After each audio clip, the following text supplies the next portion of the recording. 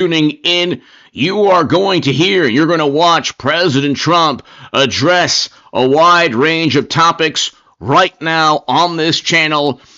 Hit subscribe. Thank you so very, very much for tuning in. Your super chat support is greatly appreciated, and I will thank you for the super chat later on in the live stream. He's going to talk about Doge, immigration, the economy, foreign policy, a whole bunch of amazing things. And what can I tell you?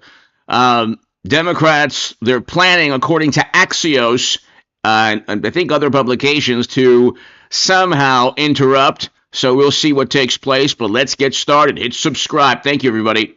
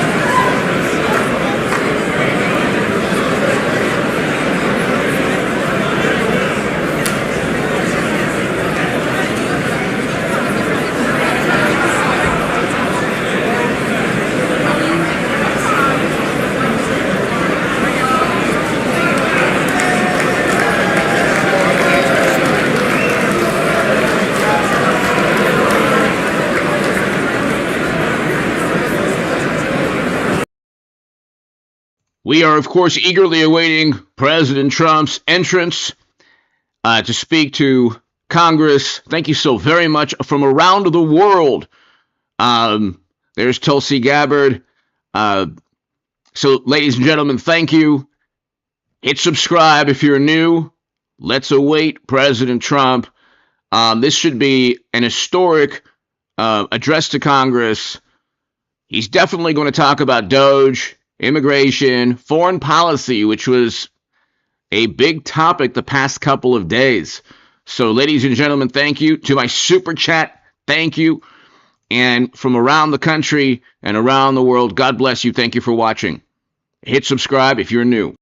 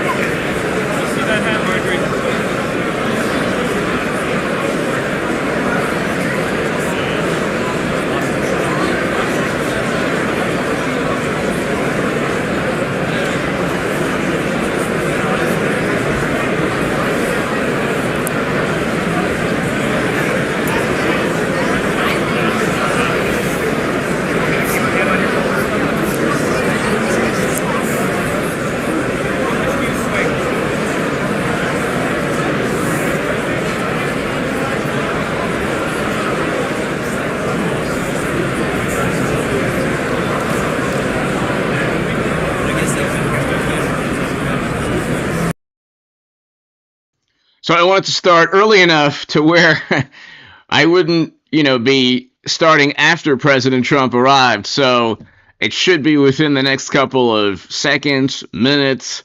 But thank you so very much for tuning in. Your super chat, if you want to give a super chat throughout the live stream, I will thank you at the end. Hit subscribe if you're new. Thank you so much, everybody. This is going to be a huge, monumental speech, a rebuttal to all of the typical. Oh, here he goes. Mr. Speaker, the President of the United States.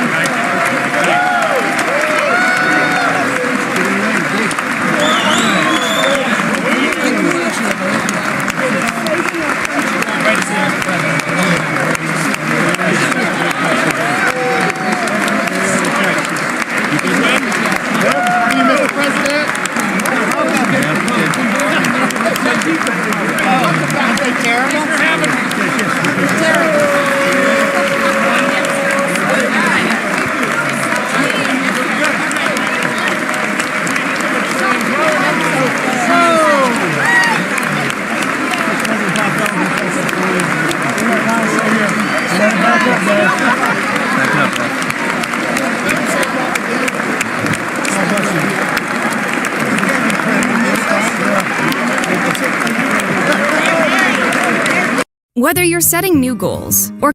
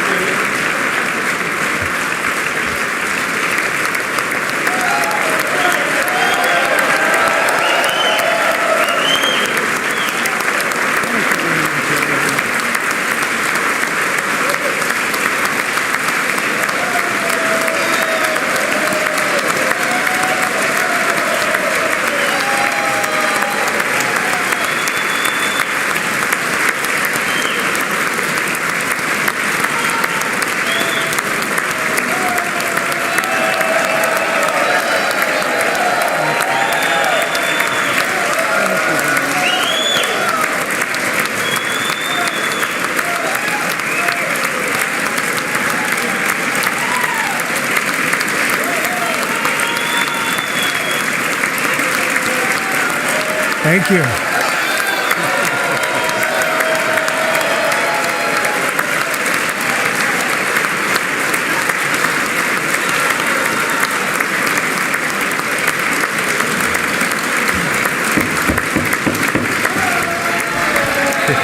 Thank you very much. Thank you very much. It's a great honor. Thank you very much. Speaker Johnson, Vice President Vance, the First Lady of the United States,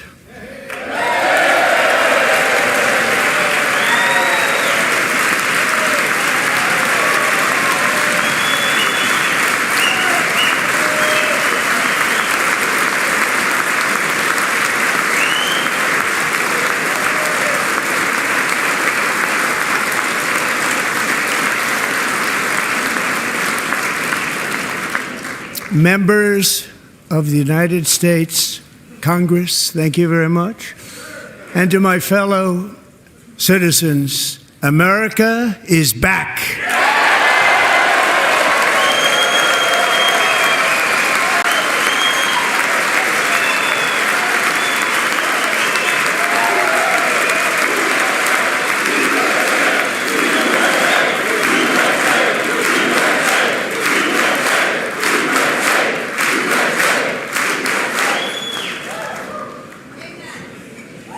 6 weeks ago, I stood beneath the dome of this Capitol and proclaimed the dawn of the golden age of America.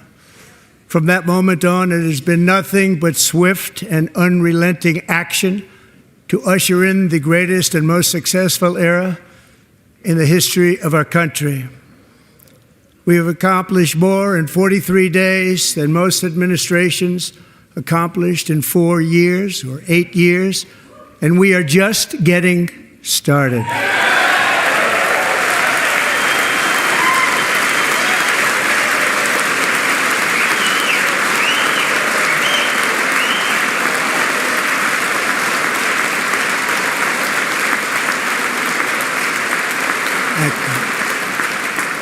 I return to this chamber tonight to report that America's momentum is back, our spirit is back, our pride is back, our confidence is back, and the American dream is surging bigger and better than ever before.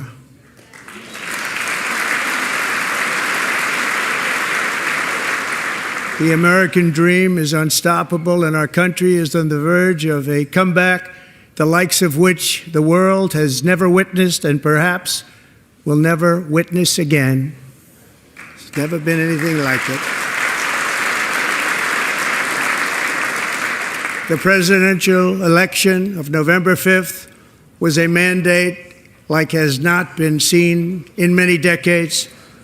We won all 7 swing states, giving us an electoral college victory of 312 votes.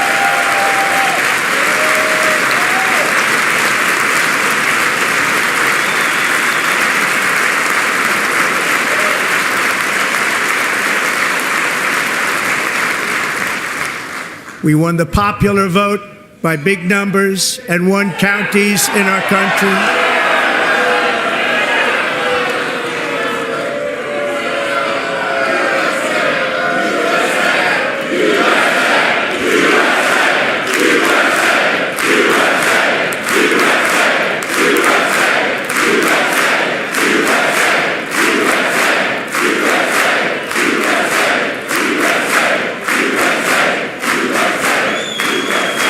And won counties in our country, 2,700 to 525, on a map that reads almost completely red for Republican.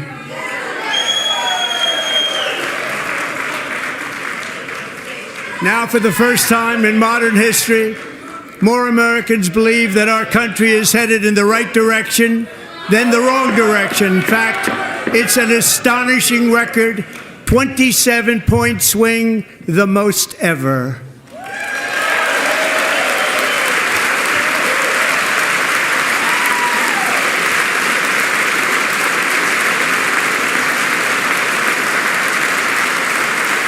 Likewise, Small business optimism saw its single largest one-month gain ever recorded, a 41-point jump.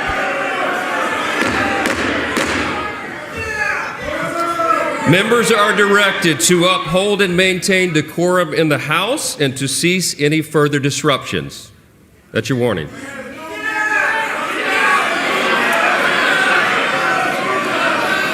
Members are engaging in willful and continuing breach of decorum, and the chair is prepared to direct the Sergeant-at-Arms to restore order to the joint session.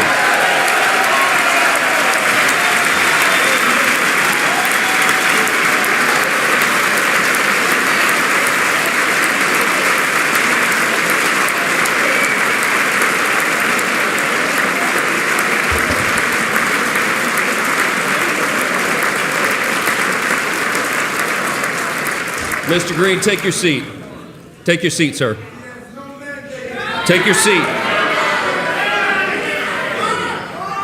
Finding that members continue to engage in willful and concerted disruption of proper decorum, the chair now directs the Sergeant-at-Arms to restore order. Remove this gentleman from the chamber.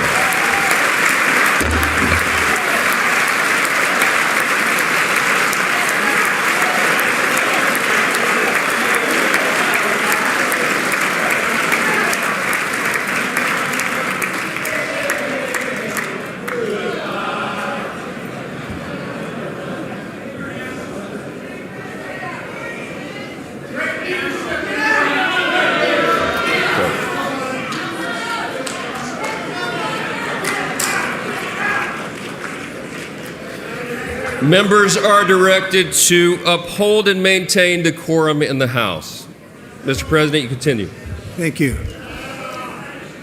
Over the past 6 weeks, I have signed nearly 100 executive orders and taken more than 400 executive actions, a record to restore common sense, safety, optimism, and wealth all across our wonderful land. The people elected me to do the job, and I'm doing it.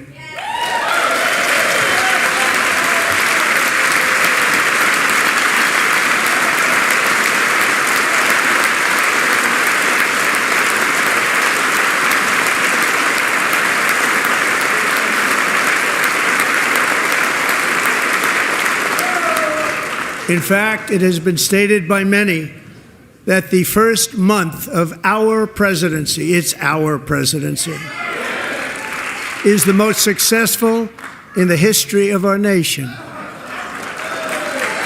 By many.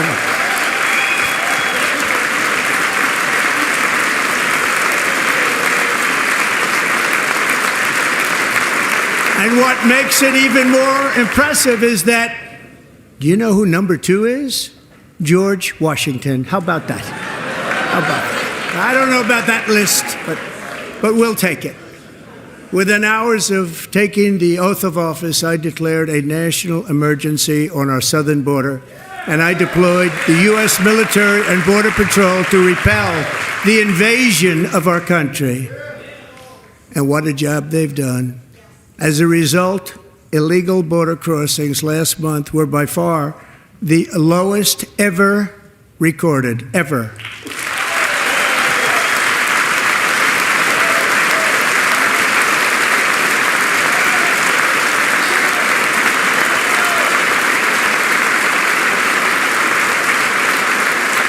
They heard my words and they chose not to come. Much easier that way. In comparison, under Joe Biden, the worst president in American history, there were hundreds of thousands of illegal crossings a month, and virtually all of them, including murderers, drug dealers, gang members, and people from mental institutions and insane asylums, were released into our country. Who would want to do that? This is my 5th such speech to Congress. And once again, I look at the Democrats in front of me, and I realize there is absolutely nothing I can say to make them happy or to make them stand or smile or applaud. Nothing I can do. I could find a cure to the most devastating disease, a disease that would wipe out entire nations, or announce the answers to the greatest economy in history, or the stoppage of crime to the lowest levels ever recorded.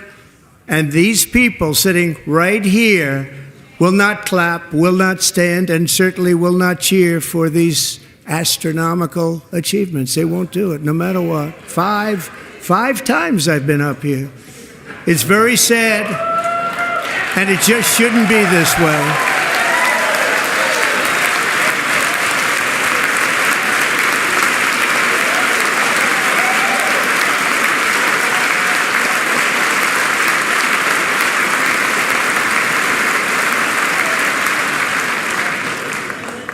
So Democrats sitting before me, for just this one night, why not join us in celebrating so many incredible wins for America? For the good of our nation, let's work together and let's truly make America great again.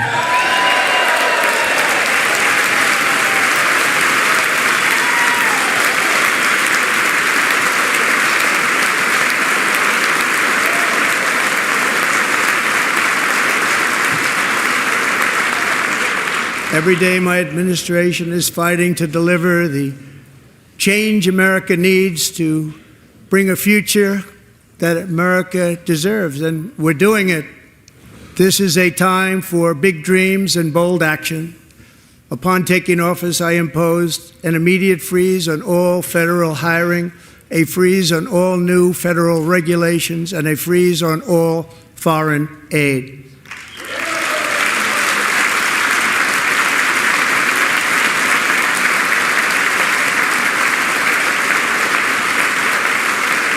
I terminated the ridiculous Green New Scam. I withdrew from the unfair Paris Climate Accord, which was costing us trillions of dollars that other countries were not paying. I withdrew from the corrupt World Health Organization.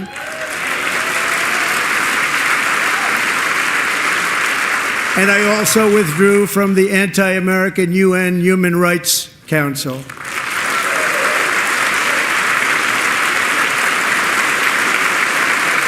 We ended all of Biden's environmental restrictions that were making our country far less safe and totally unaffordable.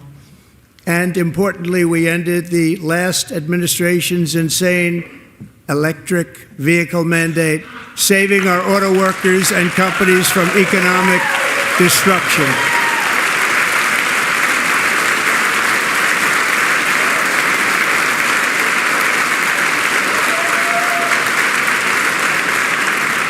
To unshackle our economy, I have directed that for every one new regulation, 10 old regulations must be eliminated, just like I did in my very successful first term.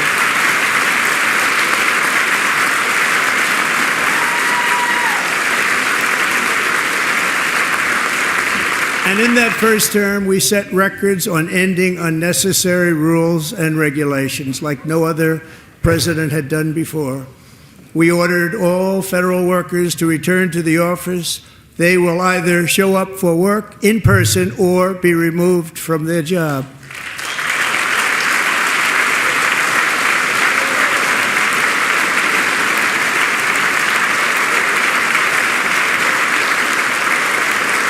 And we've ended weaponized government where, as an example, a sitting president is allowed to viciously prosecute his political opponent, like me. How did that work out? Not too good. Not too good.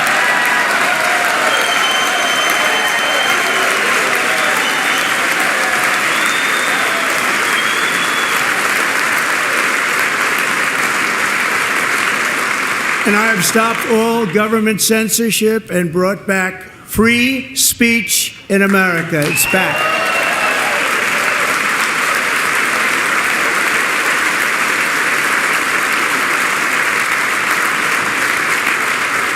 And 2 days ago, I signed an order making English the official language of the United States of America.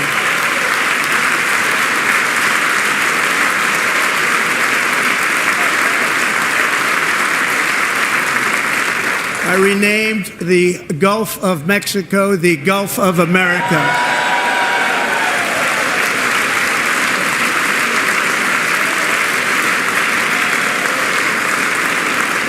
And likewise, I renamed, for a great president, William McKinley, Mount McKinley again.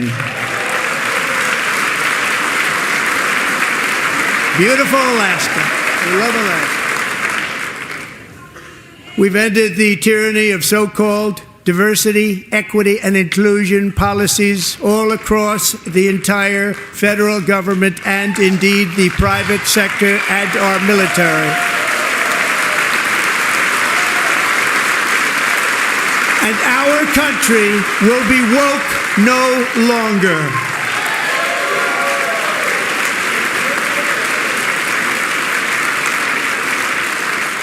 We believe that whether you are a doctor, an accountant, a lawyer, or an air traffic controller, you should be hired and promoted based on skill and competence, not race or gender. Very important.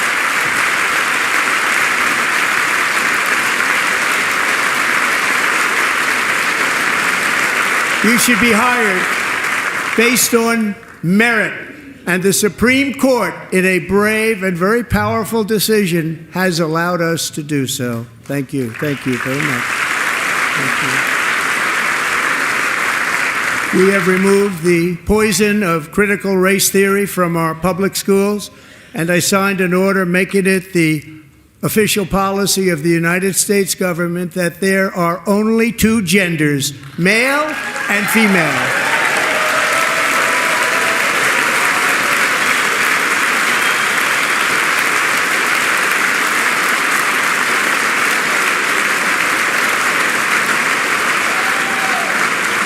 I also signed an executive order to ban men from playing in women's sports.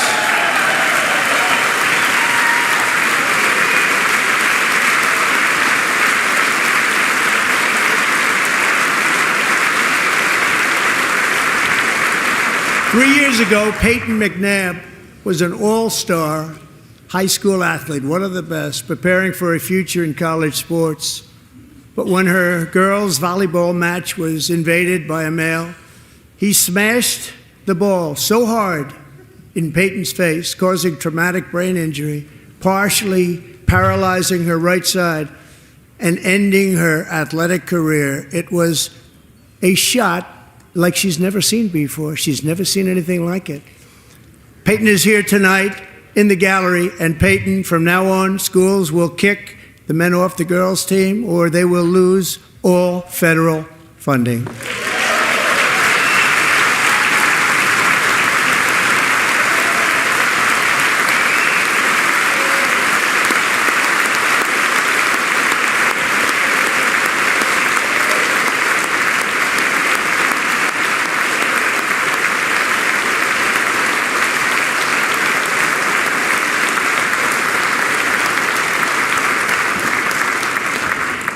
And if you really want to see numbers, just take a look at what happened in the women's boxing, weightlifting, track and field, swimming, or cycling, where a male recently finished a long-distance race 5 hours and 14 minutes ahead of a woman for a new record by 5 hours.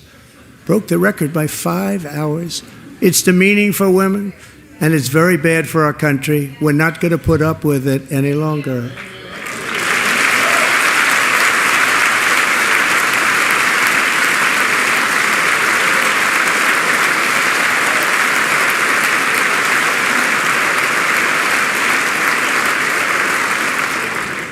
What I have just described is only a small fraction of the common sense revolution that is now, because of us, sweeping the entire world. Common sense has become a common theme, and we will never go back. Never. Never going to let that happen. Among my very highest priorities is to rescue our economy and get dramatic and immediate relief to working families. As you know, we inherited from the last administration an economic catastrophe and an inflation nightmare. Their policies drove up energy prices, pushed up grocery costs, and drove the necessities of life out of reach for millions and millions of Americans. They've never had anything like it. We suffered the worst inflation in 48 years, but perhaps even in the history of our country. They're not sure. As president, I'm fighting every day to reverse this damage. And you're a marketing leader.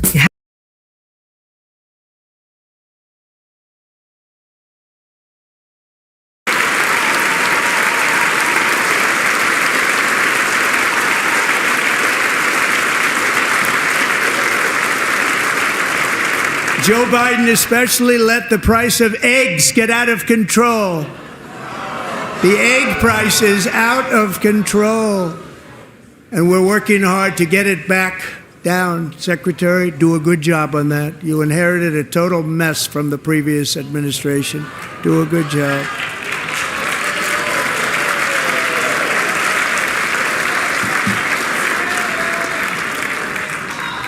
A major focus of our fight to defeat inflation is rapidly reducing the cost of energy.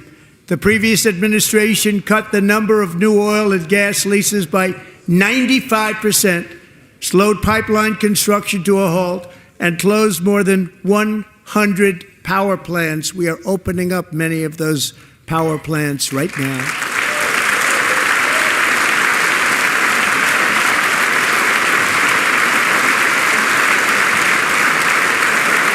And frankly, we have never seen anything like it. That's why on my first day in office, I declared a national energy emergency. As you've heard me say many times, we have more liquid gold under our feet than any nation on earth, and by far. And now I fully authorize the most talented team ever assembled to go and get it. It's called Drill, Baby, Drill.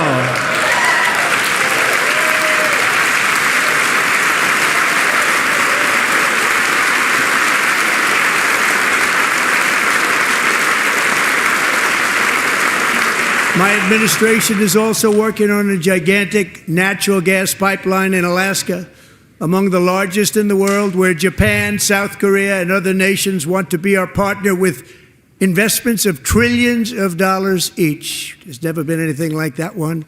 It will be truly spectacular. It's all set to go. The permitting is gotten.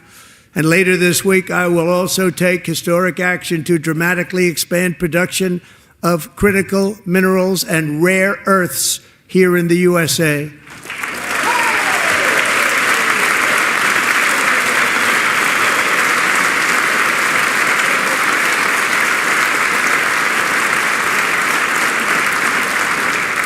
To further combat inflation, we will not only be reducing the cost of energy, but will be ending the flagrant waste of taxpayer dollars.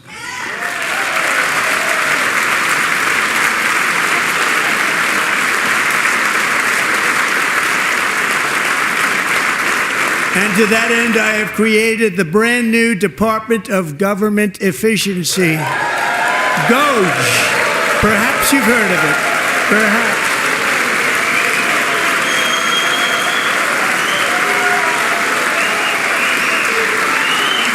Which is headed by Elon Musk, who is in the gallery tonight.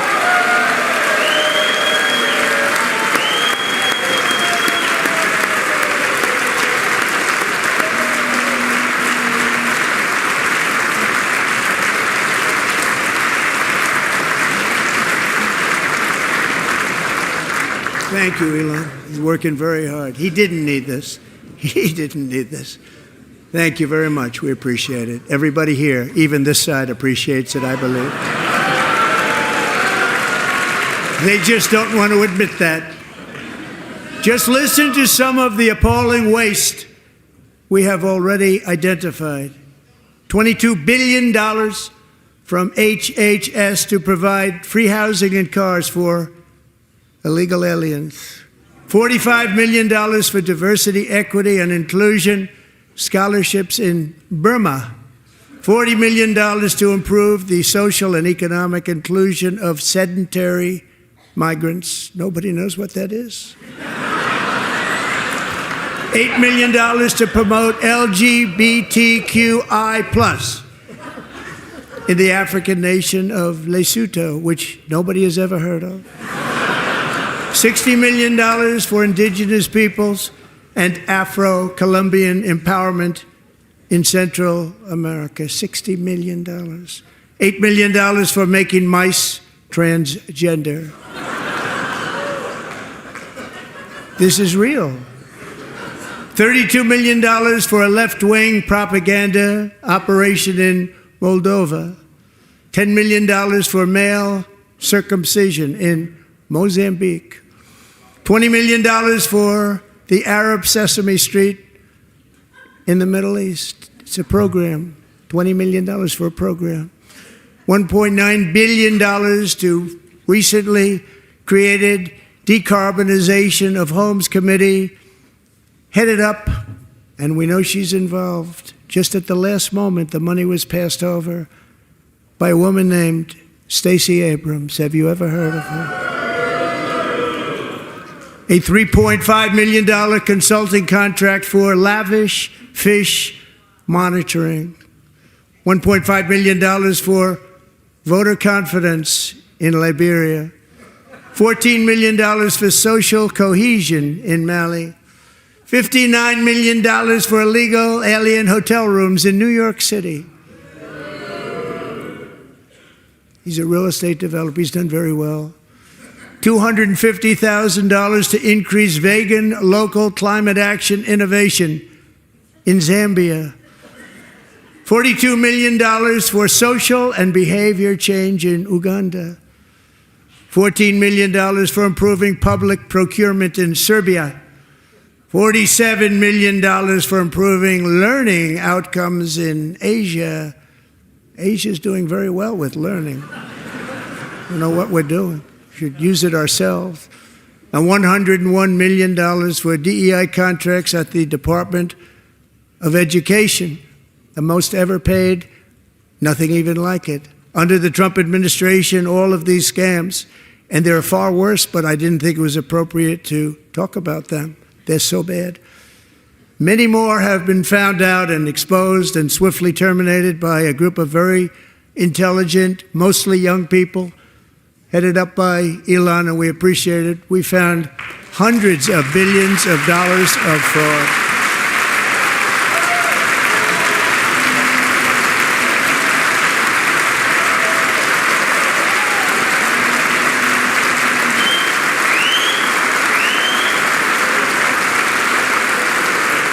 And we've taken back the money and reduced our debt to fight inflation and other things.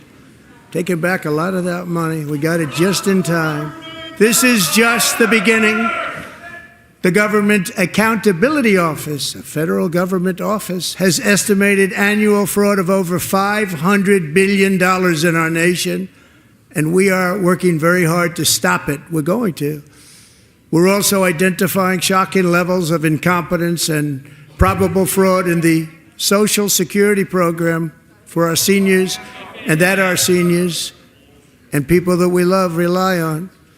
Believe it or not, government databases list 4.7 million Social Security members from people aged 100 to 109 years old.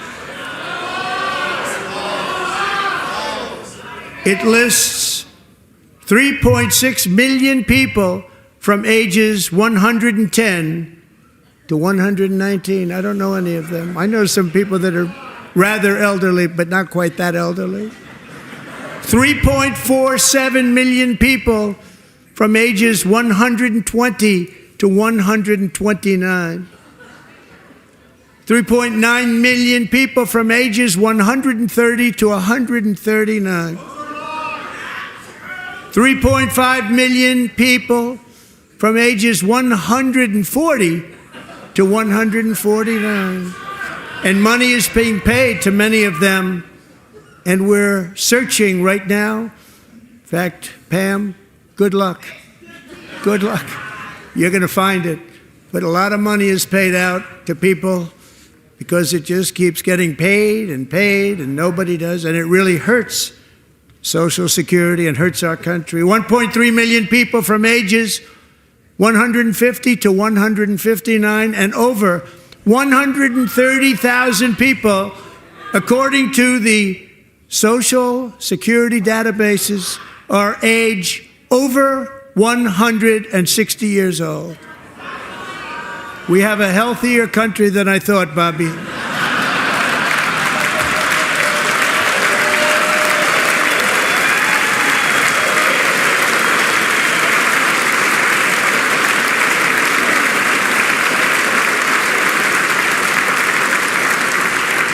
Including, to finish, 1,039 people between the ages of 220 and 229, one person between the age of 240 and 249, and one person is listed at 360 years of age.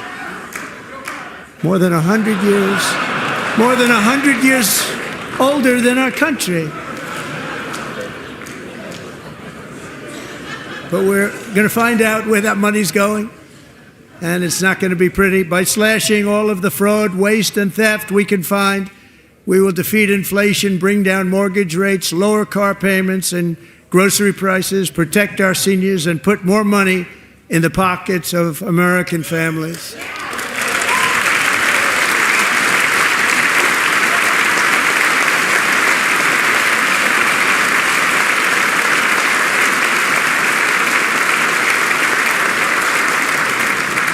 And today, interest rates took a beautiful drop, big, beautiful drop. It's about time. And in the near future, I want to do what has not been done in 24 years, balance the federal budget. We're going to balance it.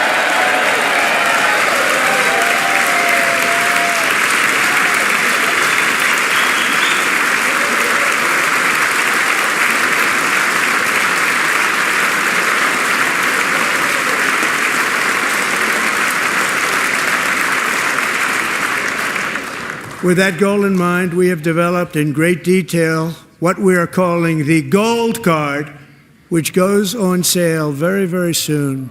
For $5 million, we will allow the most successful job-creating people from all over the world to buy a path to U.S. citizenship. It's like the green card, but better and more sophisticated. And these people will have to pay tax in our country. They won't have to pay tax from where they came. The money that they've made, you wouldn't want to do that, but they have to pay tax, create jobs. They'll also be taking people out of colleges and paying for them so that we can keep them in our country instead of having them being forced out.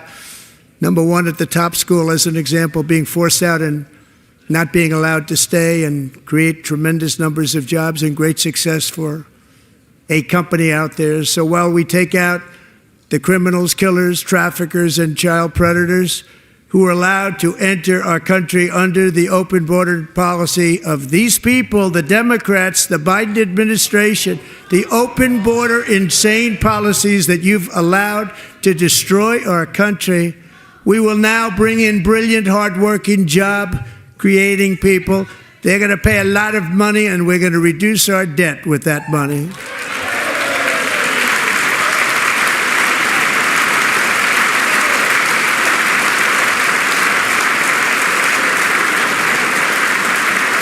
Americans have given us a mandate for bold and profound change. For nearly 100 years, the federal bureaucracy has grown until it has crushed our freedoms, ballooned our deficits, and held back America's potential in every possible way. The nation founded by pioneers and risk-takers now drowns under millions and millions of pages of regulations and debt.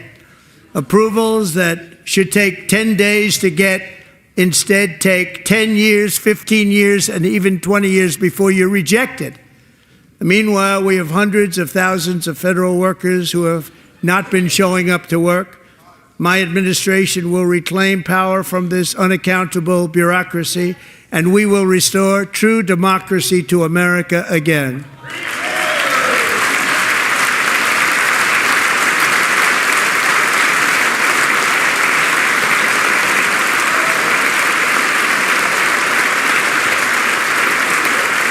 And any federal bureaucrat who resists this change will be removed from office immediately. Because we are draining the swamp. It's very simple. And the days of rule by unelected bureaucrats are over.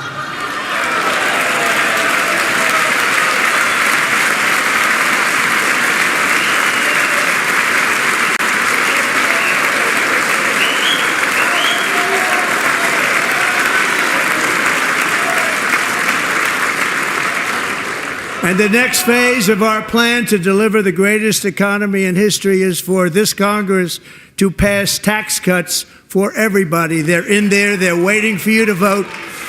And I'm sure that the people on my right, I don't mean the Republican right, but my right here, I'm sure you're going to vote for those tax cuts, because otherwise I don't believe the people will ever vote you into office. So I'm doing you a big favor by telling you that. But I know this group is going to be voting for the tax.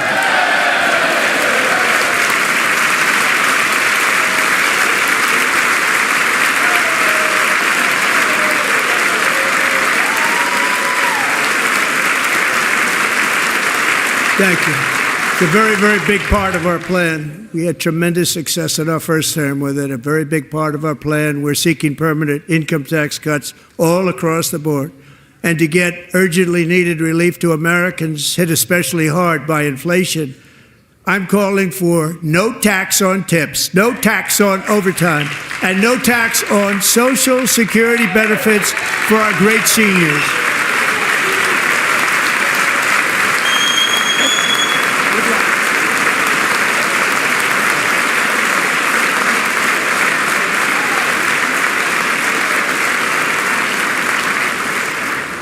And I also want to make interest payments on car loans tax deductible, but only if the car is made in America.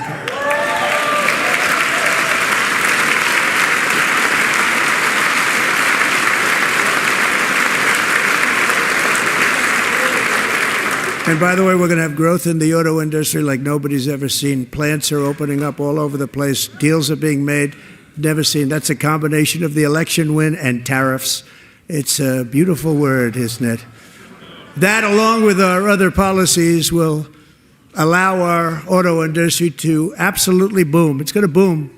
Spoke to the majors today, all three, the top people, and they're so excited. In fact, already numerous car companies have announced that they will be building massive automobile plants in America, with Honda just announcing a new plant in Indiana, one of the largest anywhere in the world.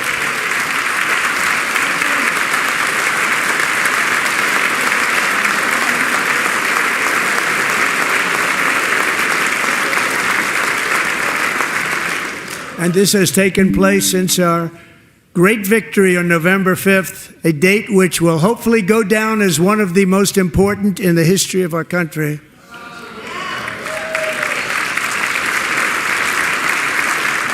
In addition, as part of our tax cuts, we want to cut taxes on domestic production and all manufacturing. And just as we did before, we will provide 100% expensing. It will be retroactive to January 20th, 2025. And it was one of the main reasons why our tax cuts were so successful in our first term, giving us the most successful economy in the history of our country. First term. We had a great first term.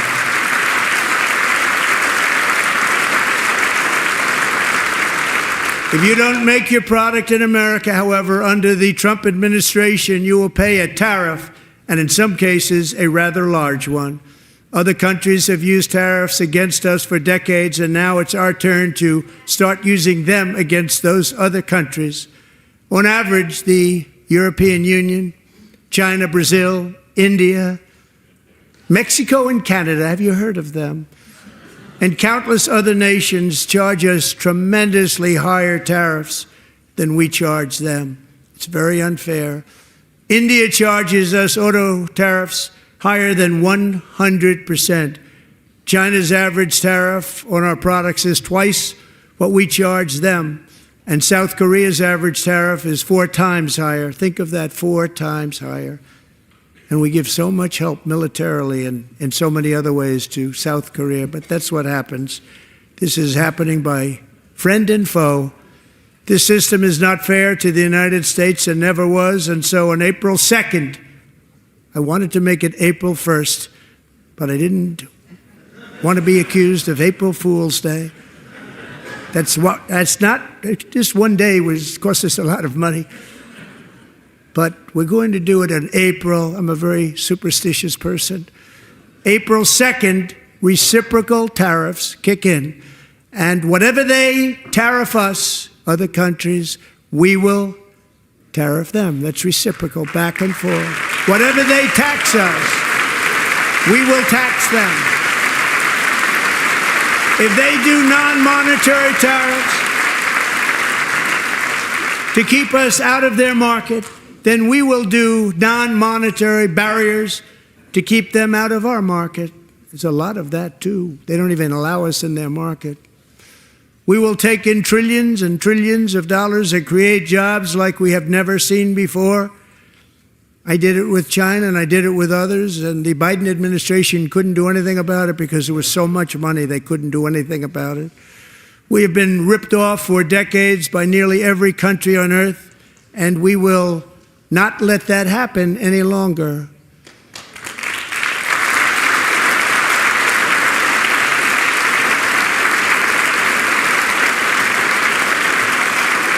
Much has been said over the last 3 months about Mexico and Canada, but we have very large deficits with both of them. But even more importantly, they've allowed fentanyl to come into our country at levels never seen before, killing hundreds of thousands of our citizens and many very young, beautiful people, destroying families. Nobody's ever seen anything like it. They are, in effect, receiving subsidies of hundreds of billions of dollars. We pay subsidies to Canada and to Mexico of hundreds of billions of dollars, and the United States will not be doing that any longer. We're not going to do it any longer.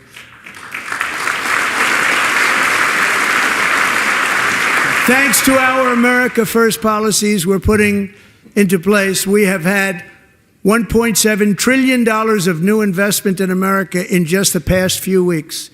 The combination of the election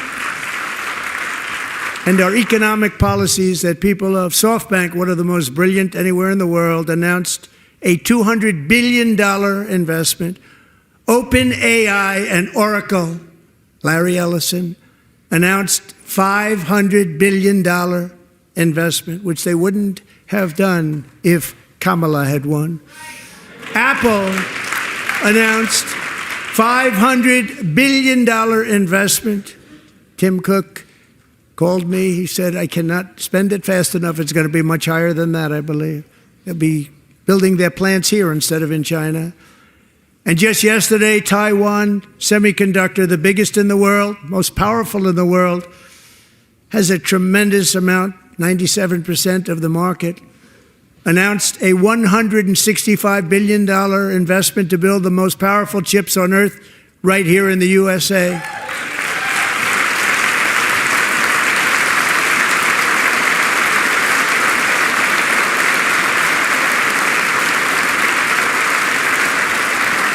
And we're not giving them any money. Your CHIPS Act is a horrible, horrible thing. We give hundreds of billions of dollars, and it doesn't mean a thing. They take our money and they don't spend it. All that meant to them, we're giving them no money. All that was important to them was they didn't want to pay the tariffs, so they came and they're building, and many other companies are coming.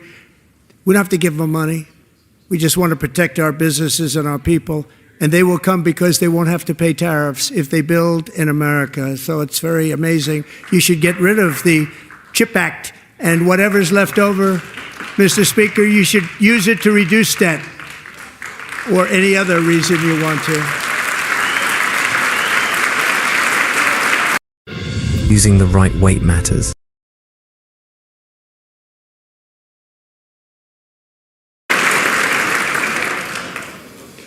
Our new trade policy will also be great for the American farmer. I love the farmer. Who will now be selling into our home market, the USA, because nobody is going to be able to compete with you. Because those goods that come in from other countries and companies, they're really in a bad position in so many different ways. They're uninspected. They may be very dirty and disgusting, and they come in and they pour in, and they hurt our American farmers. The tariffs will go on agricultural product coming into America, and our farmers, starting on April 2nd, it may be a little bit of an adjustment period. We had that before when I made the deal with China, $50 billion of purchases, and I said, just bear with me, and they did. They did.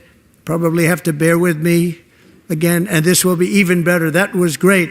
The problem with it was that Biden didn't enforce it. He didn't enforce it. $50 billion of purchases, and we were doing great, but Biden did not enforce it, and it hurt our farmers. But our farmers are going to have a field day right now. So to our farmers, have a lot of fun. I love you too. I love you too. It's all going to happen.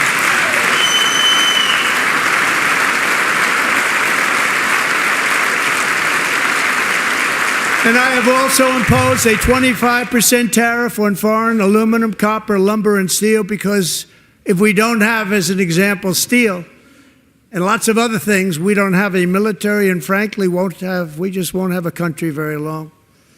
Here today is a proud American steelworker, fantastic person from Decatur, Alabama, Jeff Denard. Has been working at the same steel plant for 27 years in a job that has allowed him to serve as the captain of his local volunteer fire department, raise 7 children with his beautiful wife, Nicole, and over the years provide a loving home for more than 40 foster children. So great, Jeff.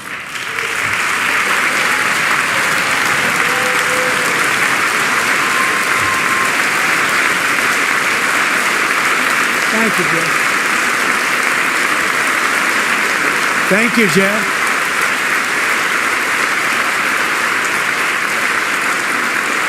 Stories like Jeff's remind us that tariffs are not just about protecting American jobs. They're about protecting the soul of our country. Tariffs are about making America rich again and making America great again, and it's happening, and it will happen rather quickly. There'll be a little disturbance, but we're okay with that. It won't be much. No, you're not. Oh. And look where Biden took us, very low, the lowest we've ever been. Jeff, I want to thank you very much. And I also want to recognize another person who has devoted herself to foster care community. She works so hard on it. A very loving person, our magnificent First Lady of the United States.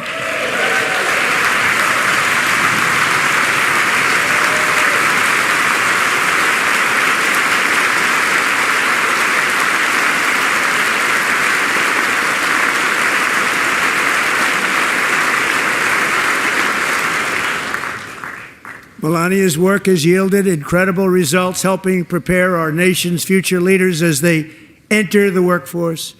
Our First Lady is joined by 2 impressive young women, very impressive. Haley Ferguson, who benefited from the First Lady's Fostering the Future initiative and is poised to complete her education and become a teacher. And Elliston Berry, who became a victim of an illicit deepfake image produced by a peer. With Elliston's help, the Senate just passed the Take It Down Act, and this is so important. Thank you very much, John. John Thune, thank you. Stand up, John. Thank you, John.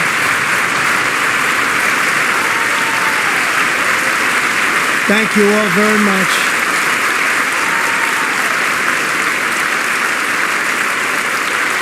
Thank you. And thank you to John Thune and the Senate. Great job. To criminalize the publication of such images online is a terrible, terrible thing. And once it passes the House, I look forward to signing that bill into law. Thank you. And I'm going to use that bill for myself, too, if you don't mind. Because nobody gets treated worse than I do online. Nobody. That's great. Thank you very much to the Senate. Thank you. But if we truly care about protecting Americans' children, no step is more crucial than securing America's borders. Over the past 4 years, 21 million people poured into the United States. Many of them were murderers, human traffickers, gang members, and other criminals from the streets of dangerous cities all throughout the world. Because of Joe Biden's insane and very dangerous open border policies, they are now strongly embedded in our country, but we are getting them out and getting them out fast.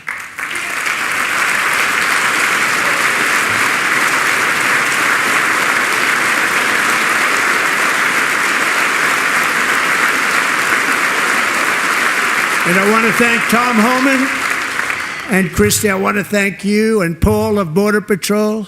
I want to thank you. What a job they've all done. Everybody, Border Patrol, ICE, law enforcement in general is incredible. We have to take care of our law enforcement. Have to.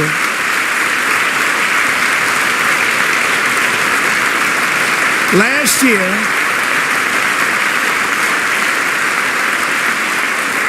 a brilliant 22-year-old nursing student named Laken Riley, the best in her class, admired by everybody, went out for a jog on the campus of the University of Georgia. That morning, Laken was viciously attacked, assaulted, beaten, brutalized, and horrifically murdered. Laken was stolen from us by a savage illegal alien gang member who was arrested while trespassing across Biden's open southern border and then set loose into the United States under the heartless policies of that failed administration. It was indeed a failed administration. He had then been arrested and released in a Democrat-run sanctuary city, a disaster, before ending the life of this beautiful young angel. With us this evening are Laken's beloved mother, Allison, and her sister, Lauren.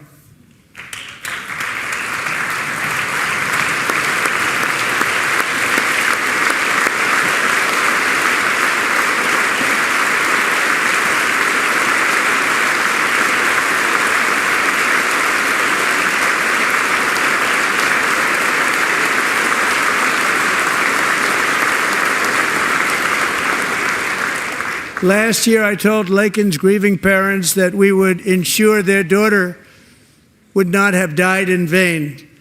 That's why the very first bill I signed into law as your 47th president mandates the detention of all dangerous criminal aliens who threaten public safety. It's a very strong, powerful act.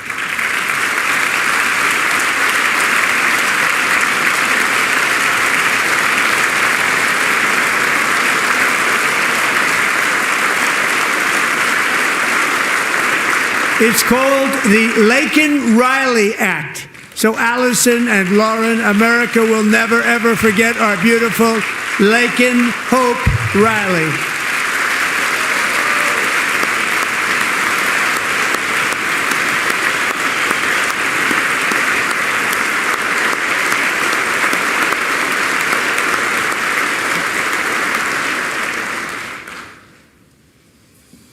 Thank you very much.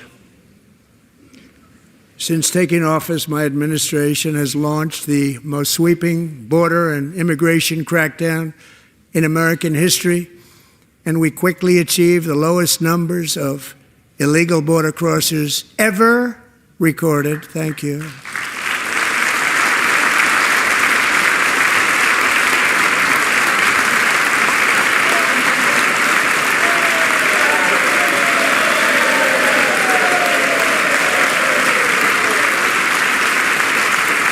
The media and our friends in the Democrat Party kept saying we needed new legislation. We must have legislation to secure the border.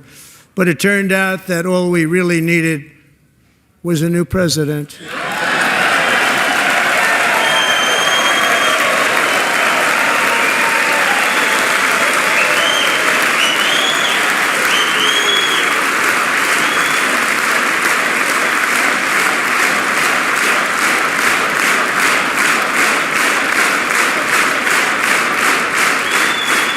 Thank you. Joe Biden didn't just open our borders, he flew illegal aliens over them to overwhelm our schools, hospitals, and communities throughout the country.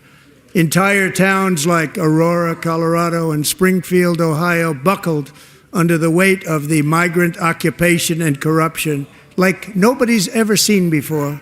Beautiful towns destroyed.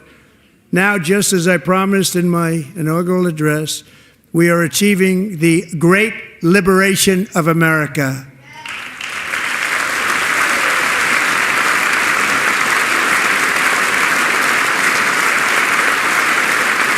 But there still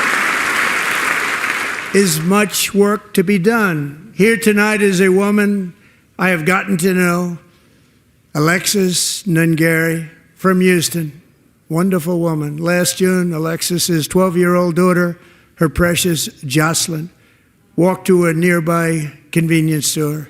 She was kidnapped, tied up, assaulted for 2 hours under a bridge, and horrifically murdered. Arrested and charged with this heinous crime are 2 illegal alien monsters from Venezuela, released into America by the last administration through their ridiculous open border. The death of this beautiful 12-year-old girl and the agony of her mother and family touched our entire nation greatly. Alexis, I promised that we would always remember your daughter, your magnificent daughter, and earlier tonight, I signed an order keeping my word to you. One thing I have learned about Jocelyn is that she loved animals so much. She loved nature. Across Galveston Bay, from where Jocelyn lived in Houston, you will find a magnificent national wildlife refuge, a pristine, peaceful, 34,000-acre sanctuary for all of God's creatures on the edge of the Gulf of America. Alexis, moments ago, I formally renamed that refuge in loving memory of your beautiful daughter, Jocelyn. So, Mr. Vice President, if you would, may I have the order?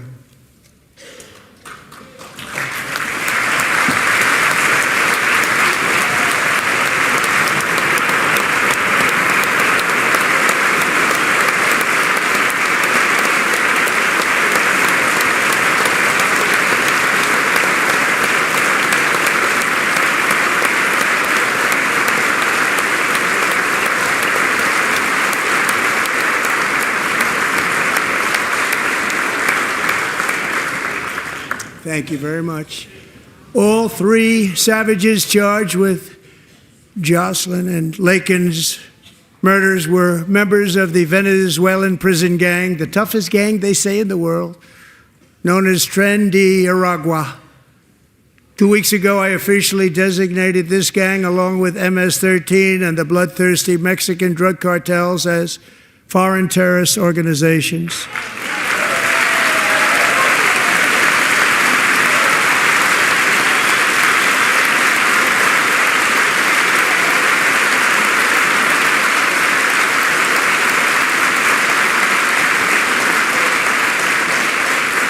They are now officially in the same category as ISIS, and that's not good for them. Countless thousands of these terrorists were welcomed into the U.S. by the Biden administration. But now every last one will be rounded up and forcibly removed from our country, or, if they're too dangerous, put in jails, standing trial in this country, because we don't want them to come back ever. With us this evening is a warrior on the front lines of that battle, Border Patrol Agent Roberto Ortiz. Great guy.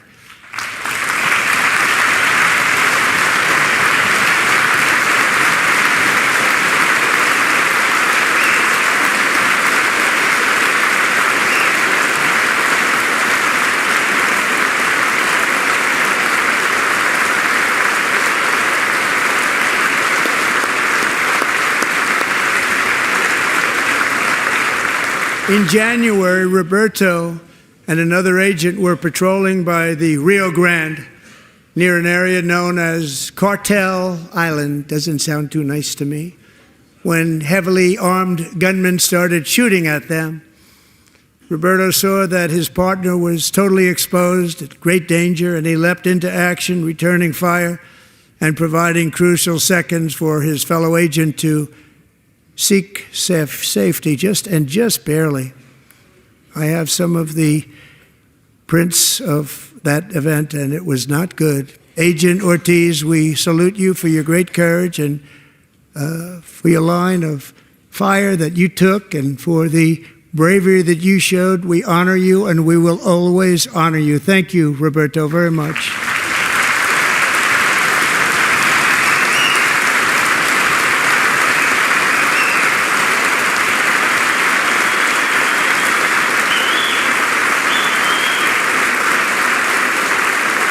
Thank you, Roberto.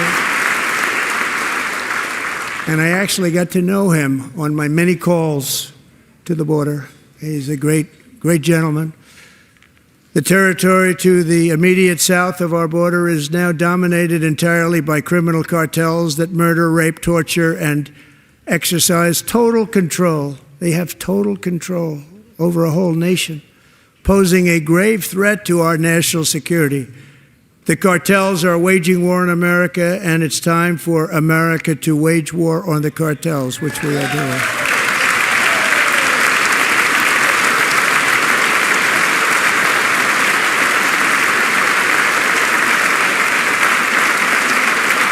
Five nights ago, Mexican authorities, because of our tariff policies being imposed on them, think of this, handed over to us 29 of the biggest cartel leaders in their country. That has never happened before. They want to make us happy.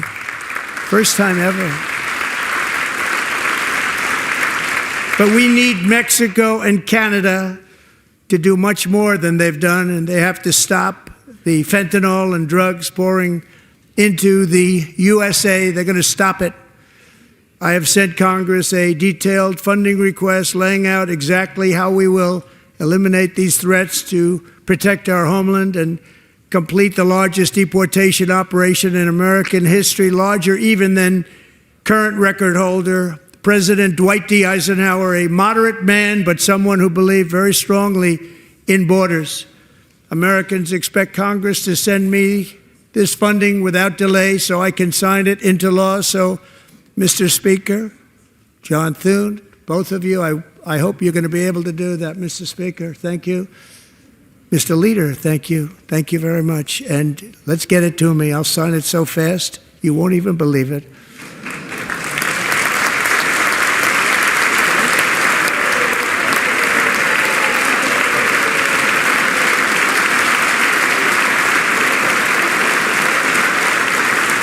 And as we reclaim our sovereignty, we must also bring back law and order to our cities and towns.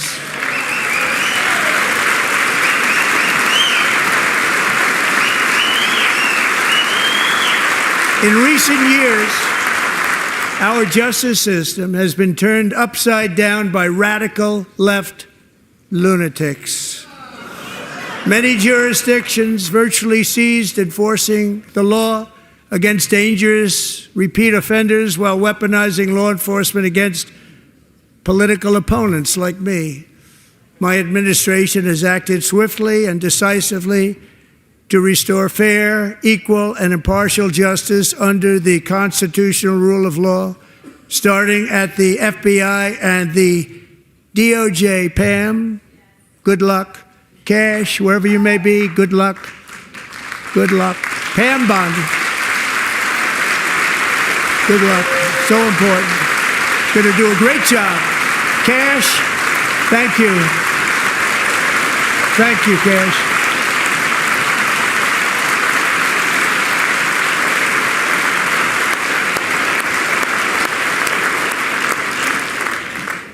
They've already started very strong. They're going to do a fantastic job. You're going to be very proud of them. We're also once again giving our police officers the support, protection, and respect they so dearly deserve. They have to get it. They have such a hard, dangerous job, but we're going to make it less dangerous. The problem is the bad guys don't respect the law, but they're starting to respect it, and they soon will respect it. This also includes our great fire departments throughout the country. Our firemen and women are unbelievable people, and we'll never forget them. And besides that, they voted for me in record numbers, so I have no choice.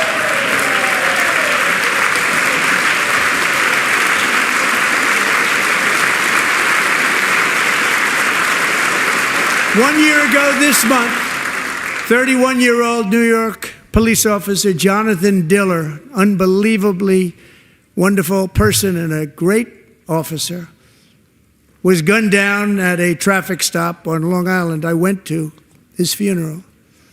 The vicious criminal charged with his murder had 21 prior arrests, and they were rough arrests, too. He was a real bad one. The thug in the seat next to him had 14 prior arrests and went by the name of Killer. He was Killer. He killed other people, they say, a lot of them. I attended Officer Diller's service, and when I met his wife and one-year-old son, Ryan, it was very inspirational, actually. His widow's name is Stephanie, and she is here tonight. Stephanie, thank you very much, Stephanie. Thank you very much.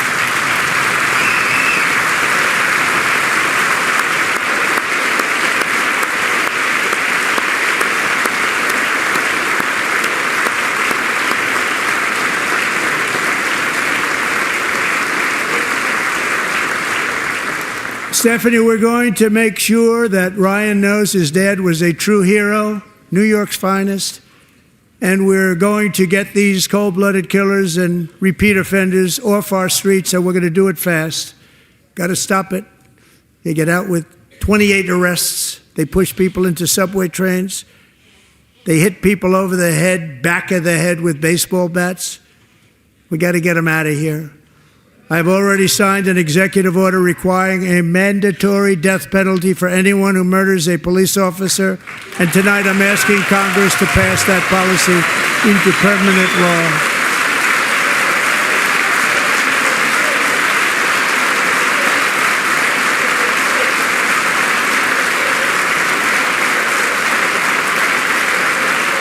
I'm also asking for a new crime bill getting tough on repeat offenders while enhancing protections for America's police officers so they can do their jobs without fear of their lives being totally destroyed. They don't want to be killed. We're not going to let them be killed. Joining us in the gallery tonight is a young man who truly loves our police.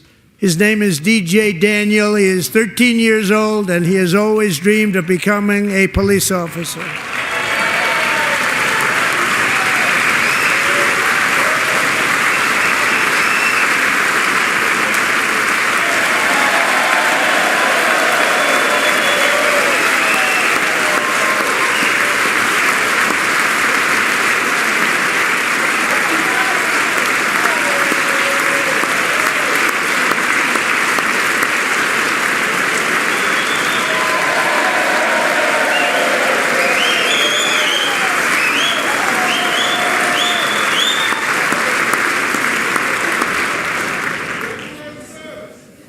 But in 20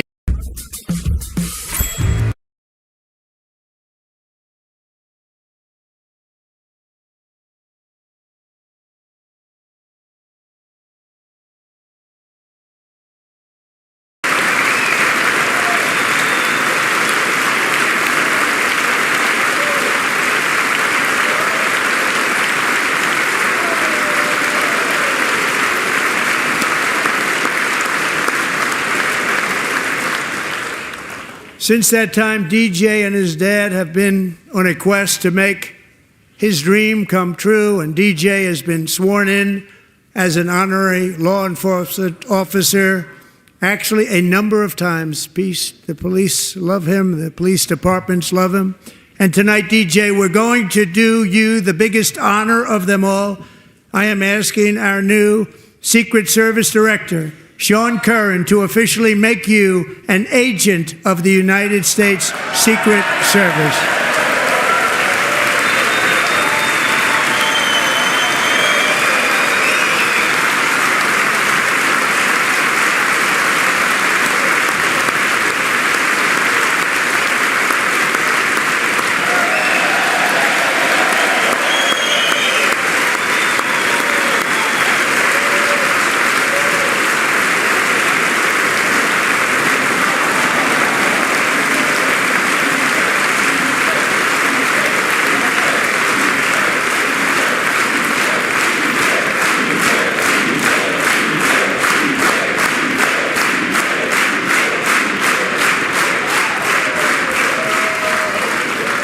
DJ.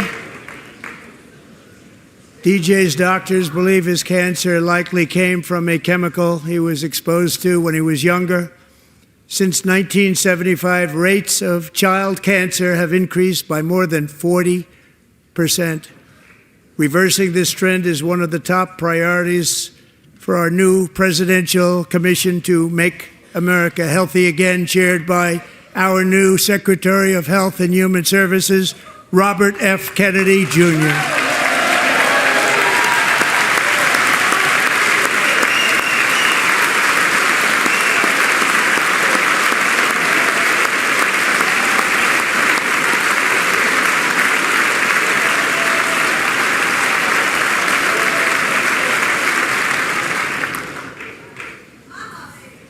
With the name Kennedy, you would have thought everybody over here would have been cheering. How quickly they forget. Our goal is to get toxins out of our environment, poisons out of our food supply, and keep our children healthy and strong. As an example, not long ago, and you can't even believe these numbers, 1 in 10,000 children had autism, 1 in 10,000. And now it's 1 in 36. There's something wrong. 1 in 36. Think of that. So we're going to find out what it is, and there's nobody better than Bobby and all of the people that are working with you. You have the best to figure out what is going on. Okay, Bobby? Good luck. It's a very important job. Thank you. Good job.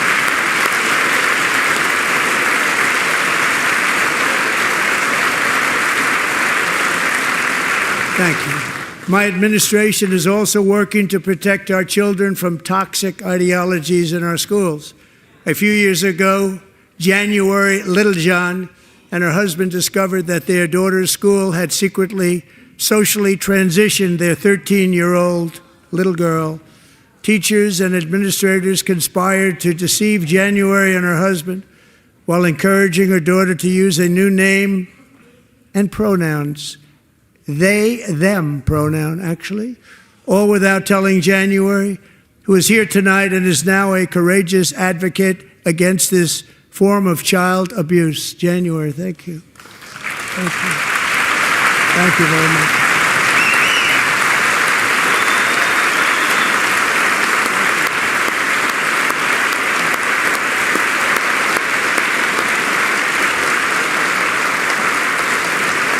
Thank you. Stories like this are why, shortly after taking office, I signed an executive order banning public schools from indoctrinating our children with transgender ideology.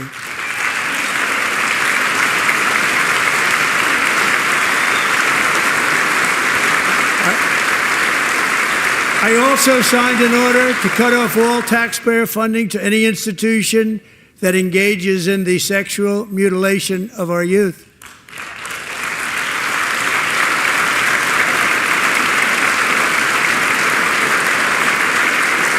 And now I want Congress to pass a bill permanently banning and criminalizing sex changes on children and forever ending the lie that any child is trapped in the wrong body.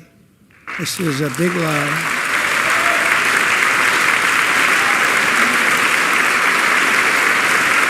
And our message to every child in America is that you are perfect exactly the way God made you.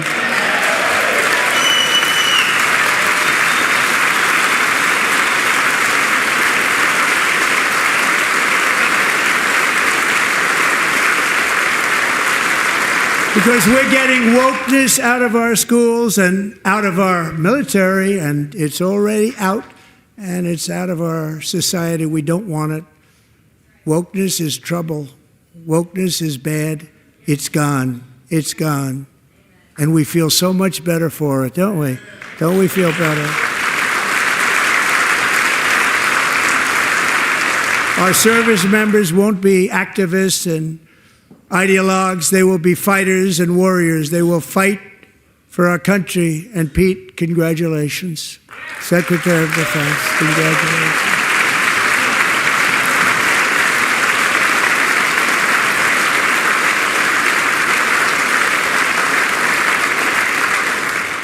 And he's not big into the woke movement, I can tell you.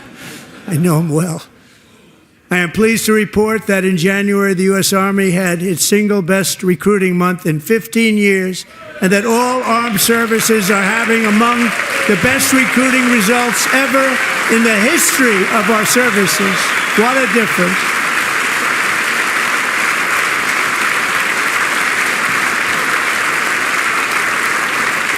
And you know, it was just a few months ago where the results were exactly the opposite. We couldn't recruit anywhere. We couldn't recruit. Now we're having the best results just about that we've ever had. What a tremendous turnaround. It's really a beautiful thing to see. People love our country again. It's very simple. They love our country, and they love being in our military again. So it's a great thing, and thank you very much. Great job. Thank you.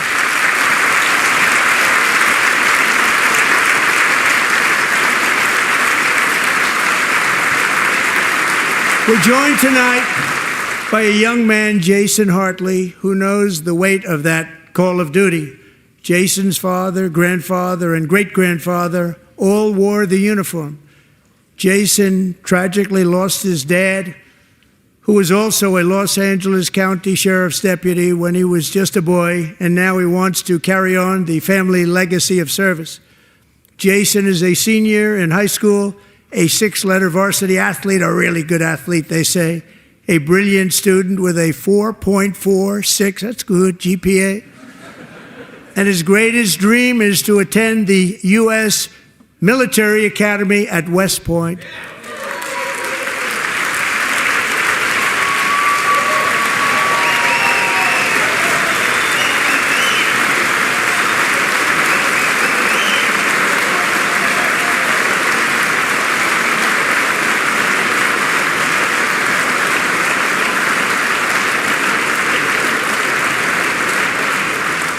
And Jason, that's a very big deal getting in. That's a hard one to get into. But I'm pleased to inform you that your application has been accepted. You will soon be joining the Corps of Cadets.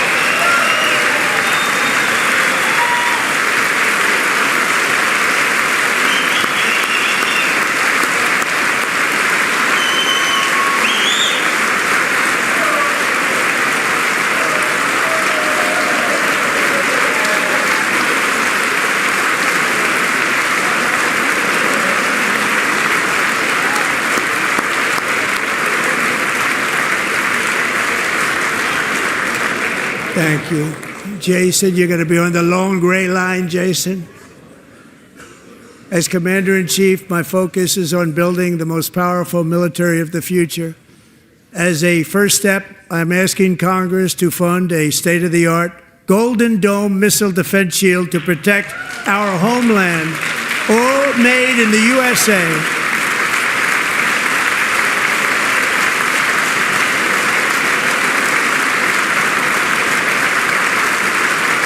And Ronald Reagan wanted to do it long ago, but the technology just wasn't there, not even close. But now we have the technology. It's incredible, actually. And other places, they have it. Israel has it. Other places have it. And the United States should have it too, right, Tim, right? They should have it too. So I want to thank you. But it's a very, very important. This is a very dangerous world. We should have it. We want to be protected, and we're going to protect our citizens like never before. To boost our defense industrial base, we are also going to resurrect the American shipbuilding industry, including commercial shipbuilding and military shipbuilding.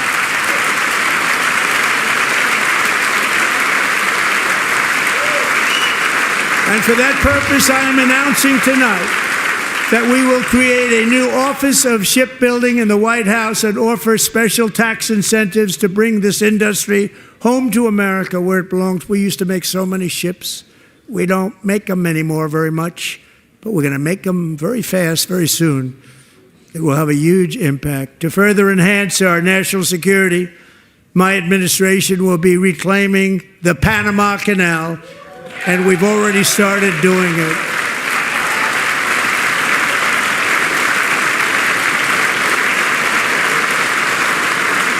Just today, a large American company announced they are buying both ports around the Panama Canal and lots of other things having to do with the Panama Canal and a couple of other canals.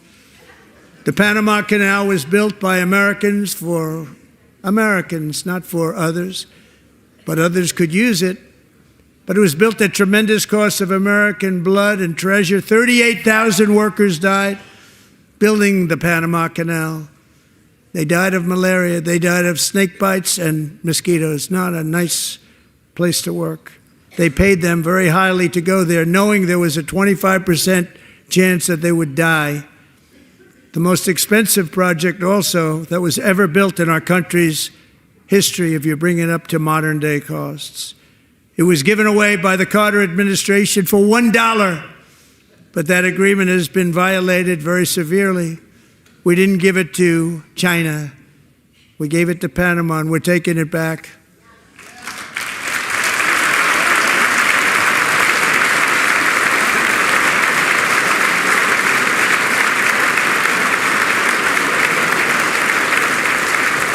And we have Marco Rubio in charge. Good luck, Marco.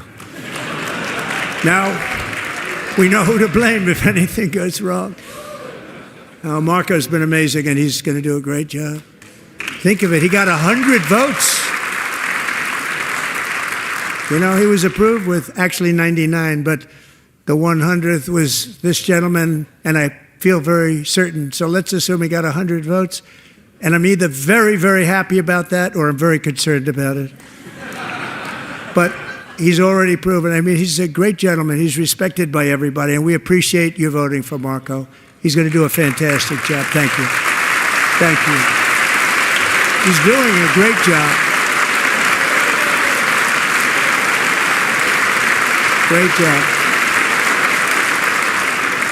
And I also have a message tonight for the incredible people of Greenland.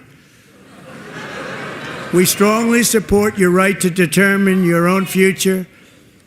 And if you choose, we welcome you into the United States of America. We need Greenland for national security and even international security, and we're working with everybody involved to try and get it. But we need it really for international world security, and I think we're going to get it. One way or the other, we're going to get it. We will keep you safe. We will make you rich, and together we will take Greenland to heights like you have never thought possible before.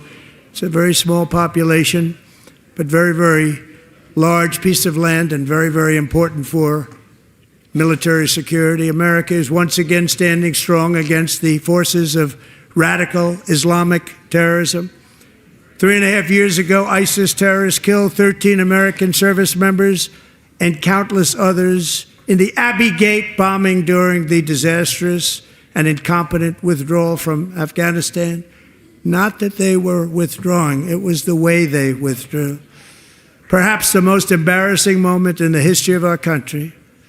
Tonight I am pleased to announce that we have just apprehended the top terrorist responsible for that atrocity, and he is right now on his way here to face the swift sword of American justice.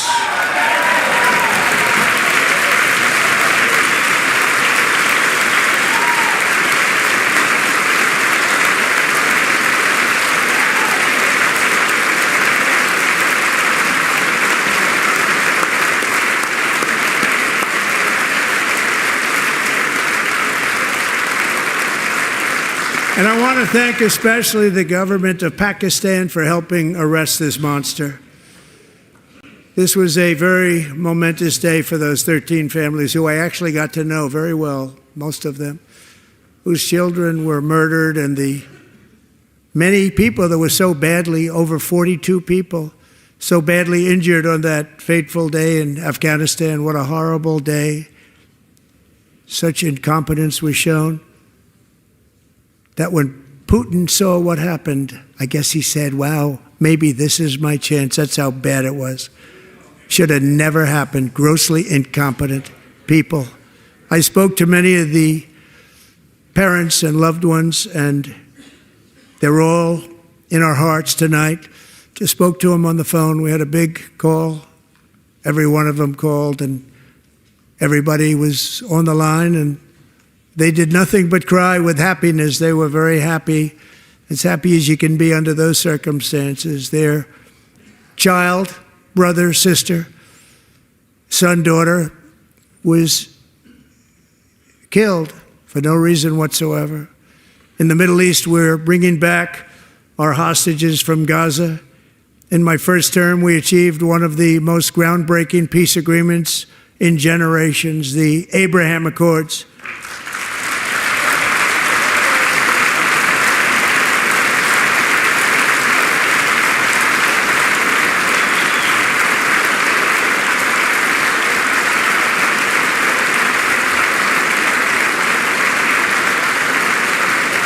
And now we're going to build on that foundation to create a more peaceful and prosperous future for the entire region. A lot of things are happening in the Middle East. People have been talking about that so much lately with everything going on with Ukraine and Russia. But a lot of things are happening in the Middle East. It's a rough neighborhood, actually. I'm also working tirelessly to end the savage conflict in Ukraine. Millions of Ukrainians and Russians have been needlessly killed or wounded in this horrific and brutal conflict with no end in sight. The United States has sent hundreds of billions of dollars to support Ukraine's defense with no security, with no anything.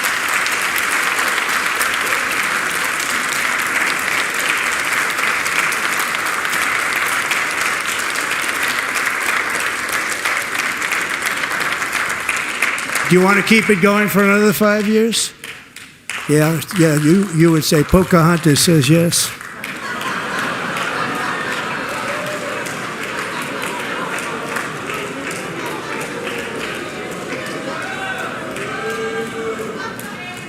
$2,000 people are being killed every single week.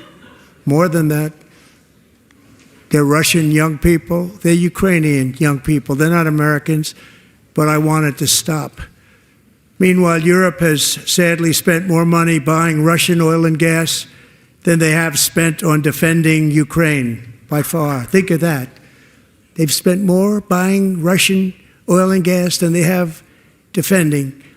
And we've spent perhaps $350 billion, like taking candy from a baby. That's what happened.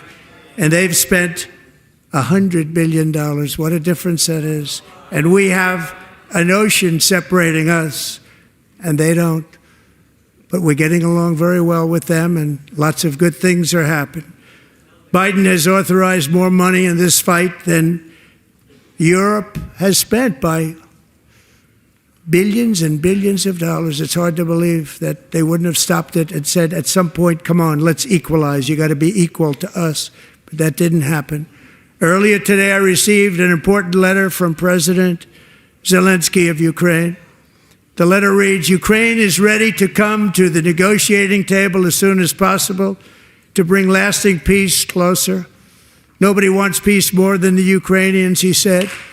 My team and I stand ready to work under President Trump's strong leadership to get a peace that lasts. We do really value how much America has done to help Ukraine maintain its sovereignty and independence. Regarding the agreement on minerals and security, Ukraine is ready to sign it at any time that is convenient for you. I appreciate that he sent this letter, just got it a little while ago. Simultaneously, we've had serious discussions with Russia and have received strong signals that they are ready for peace. Wouldn't that be beautiful? Wouldn't that be beautiful?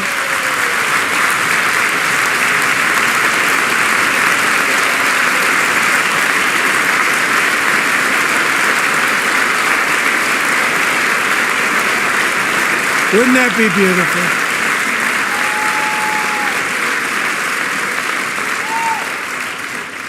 It's time to stop this madness. It's time to halt the killing.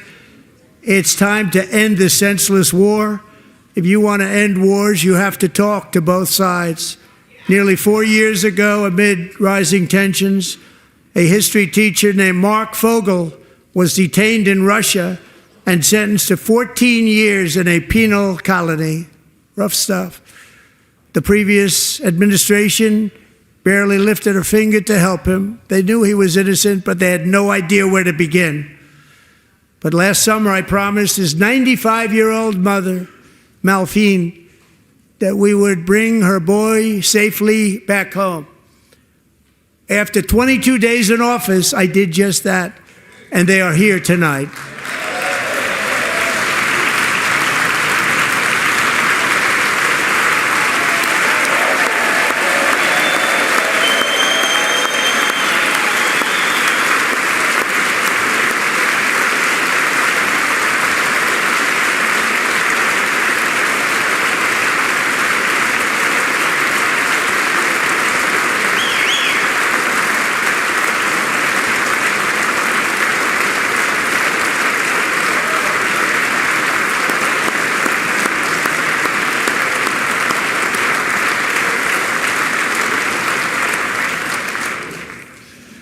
To Mark and his great mom, we are delighted to have you safe and sound and with us. As fate would have it, Mark Fogel was born in a small rural town in Butler, Pennsylvania. Have you heard of it? Where his mother has lived for the past 78 years. I just happened to go there last July 13th for a rally. That was not pleasant. And that is where I met his beautiful mom right before I walked onto that stage. And I told her I would not forget what she said about her son. And I never did I? Never forgot. Less than 10 minutes later, at that same rally, gunfire rang out, and a sick and deranged assassin unloaded 8 bullets from his sniper's perch into a crowd of many thousands of people. My life was saved by a fraction. From hard hats to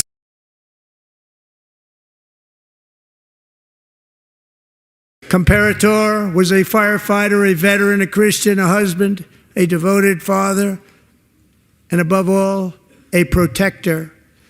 When the sound of gunshots pierced the air, it was a horrible sound. Corey knew instantly what it was and what to do. He threw himself on top of his wife and daughters and shielded them from the bullets with his own body. Corey was hit really hard. You know the story from there. He sacrificed his life to save theirs. 2 others, very fine people, were also seriously hit. But thankfully, with the help of 2 great country doctors, we thought they were gone and they were saved. So those doctors had great talent. We're joined by Corey's wife, Helen, who was his high school sweetheart, and their 2 beloved daughters, Allison and Kaylee. Thank you.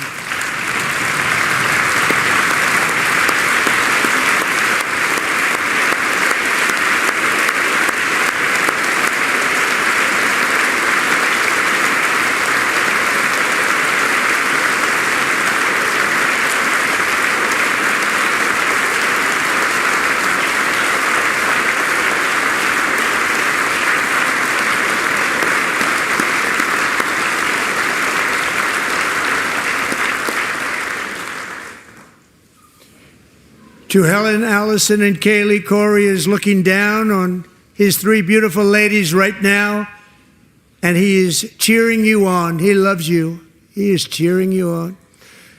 Corey was taken from us much too soon, but his destiny was to leave a shining example of the selfless devotion of a true American patriot. It was love like Corey's that built our country, and it's love like Corey's that is going to make our country more majestic than ever before. I believe that my life was saved that day in Butler for a very good reason. I was saved by God to make America great again. I believe that. Thank you. Thank you.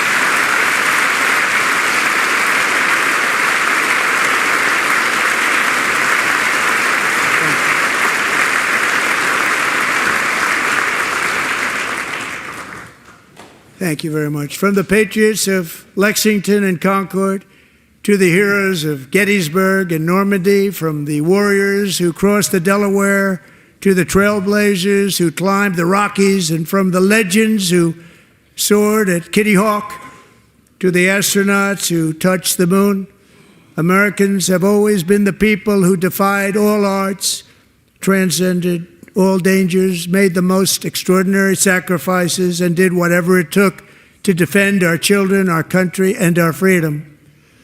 And as we have seen in this chamber tonight, that same strength, faith, love, and spirit is still alive and thriving in the hearts of the American people. Despite the best efforts of those who would try to censor us, silence us, break us, destroy us, Americans are today a proud, free, sovereign, and independent nation that will always be free, and we will fight for it till death. We will never let anything happen to our beloved country, because we are a country of doers, dreamers, fighters, and survivors. Our ancestors crossed a vast ocean, strode into the unknown wilderness, and carved their fortunes from the rock and soil of a perilous and very dangerous frontier. They chased our destiny across a boundless continent. They built the railroads, laid the highways, and graced the world with American marvels like the Empire State Building, the mighty Hoover Dam, and the towering Golden Gate Bridge. They lit the world with electricity, broke free of the force of gravity, fired up the engines of American industry, vanquished the communists, fascists, and Marxists all over the world, and gave us countless modern wonders sculptured out of iron, glass, and steel. We stand on the shoulders of these pioneers who won and built the modern age. These workers who poured their sweat into the skylines of our cities. These warriors who shed their blood on fields of battle and gave everything they had for our rights and for our freedom. Now it is our time to take up the righteous cause of American liberty. And it is our turn to take America's destiny into our own hands and begin the most thrilling days in the history of our country. This will be our greatest era. With God's help, over the next 4 years, we are going to lead this nation even higher, and we are going to forge the freest, most advanced, most dynamic, and most dominant civilization ever to exist on the face of this earth. We are going to create the highest quality of life, build the safest and wealthiest and healthiest and most vital communities anywhere in the world. We are going to conquer the vast frontiers of science, and we are going to lead humanity into space and plant the American flag on the planet Mars and even far beyond.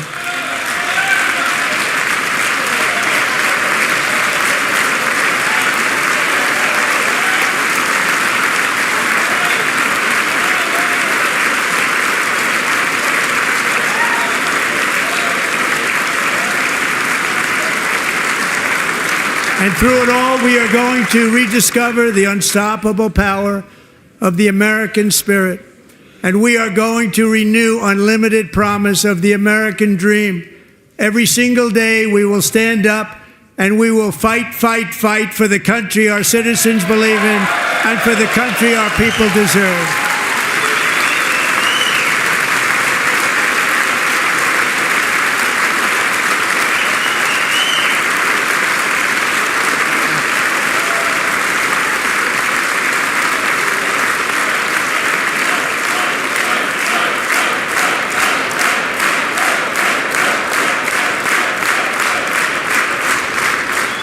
My fellow Americans, get ready for an incredible future, because the golden age of America has only just begun.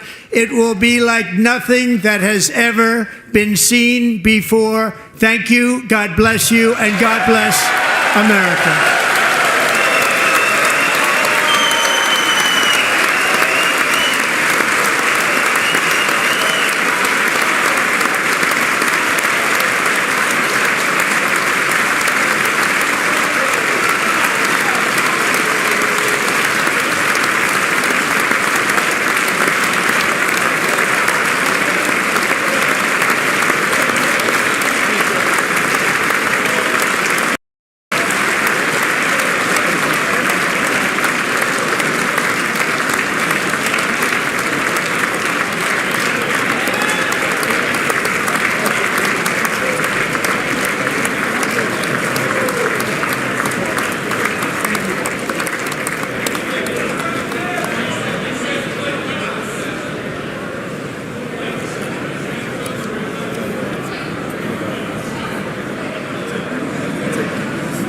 Thank you very much. Great job. Thank you. Great honor. Thank you very much.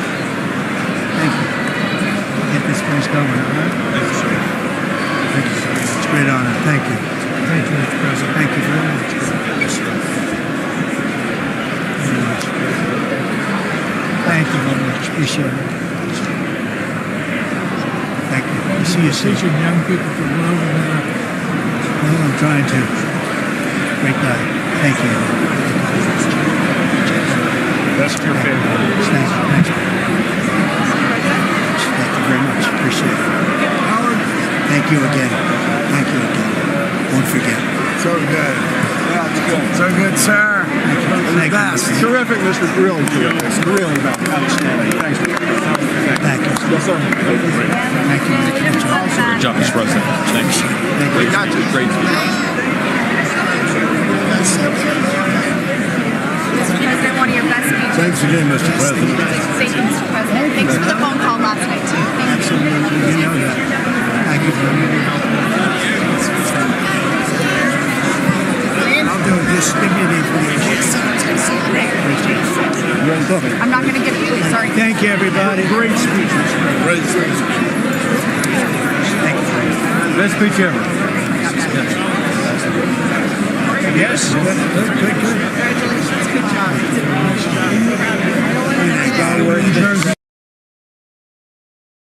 Well, ladies and gentlemen, that was a phenomenal speech. I gotta say, I love this president. Best president. You look, ladies and gentlemen, and he is just absolute. Paul Bartlett, thank you. To my super chat this evening, I want to thank you so very much. I want to thank everybody. Paul, thank you so much. Claudette, thank you. Not intimidated, thank you. Esmeralda, thank you so much. Cheated no more, thank you. Thanks, everybody. Greatly appreciated. What can I say other than he was fantastic. Best president in terms of foreign policy, economic policy of my lifetime. And that's what you judge a president on, economic and foreign policy. You don't judge on the apoplectic media response. He was just phenomenal. I'll do an upload explaining how wonderful he was tomorrow morning at around 9 a.m. Or so. So watch the channel tomorrow morning. But what can I say? He was uplifting. He was energetic. He was inspiring. Could you imagine, and I say this with all due respect, God bless Biden, but could you imagine Biden standing up there? I mean, most people would find it difficult. He's in his 80s. Most people would find it difficult to stand up there for an hour and a half. That was a good hour. Yeah, that was a good hour and a half. What? More than that. That was 2 hours. That was a 2-hour speech, ladies and gentlemen. God bless this man. He is saving this country from the absolute, unmitigated, unparalleled insanity of the wonderful, morally superior Democratic Party. Hit subscribe. Thank you so very much. One of the best decisions I ever made, just in terms of best moral decisions. It was a moral imperative to vote for Trump. Okay, if you didn't vote for Trump both times, but at least or if you voted all 3 times, God bless you. But 4 years ago, and especially this past year in 24, it was a moral imperative for many reasons. If your version of that, you would rather have the opposition as opposed to Trump, you probably should look in the mirror and ask yourself, do you care about foreign policy, economic policy? I mean, just protecting women's sports. I mean, we can go on forever. It's just unmitigated, insanity to the left of the American political divide. So, I mean, this man is literally saving the country in many ways. He's by far the best president we've had, a transformative president. He is the antithesis of the status quo. God bless him. God bless you watching. And thank you, everybody. I'll see you tomorrow. Thanks, everybody. God bless you.